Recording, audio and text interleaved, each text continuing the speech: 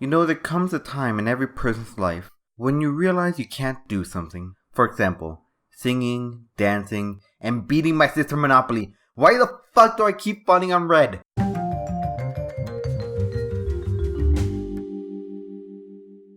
Monopoly has a weird variety when it comes to its different versions, all the way from Sun-made raisins to One Direction. But it sounds weird to say that our world is getting to the point where even board games are getting into social activism. And don't get me wrong, I don't believe it's necessarily a bad thing, but there's a good way to do things, and very, very bad way to do things. Now introducing Sexist Monopoly. Now with 20% more wokeness, a game where women gain $40 more than men when they pass go.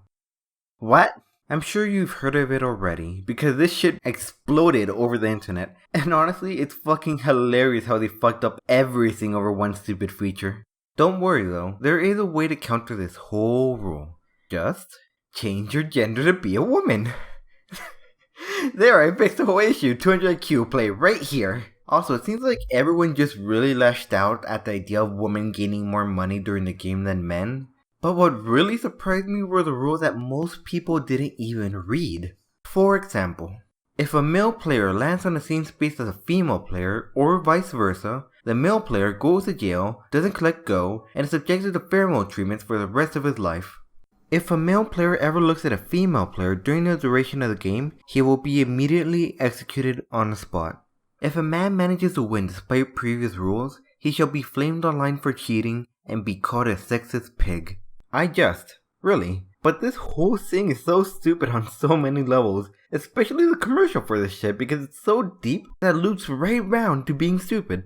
We like to celebrate women, so we donated thousands to female researchers. And we also created one of the most objectively unfair board games that essentially treats the same people we're trying to help like idiots by giving them a crutch. Hasbro.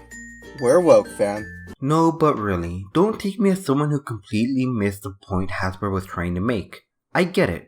Making a game which essentially flips the roles on the gender pay gap in order to make social conscience. Cool. But keep in mind that maybe, just maybe, don't try to pour fucking Pepsi while doing so.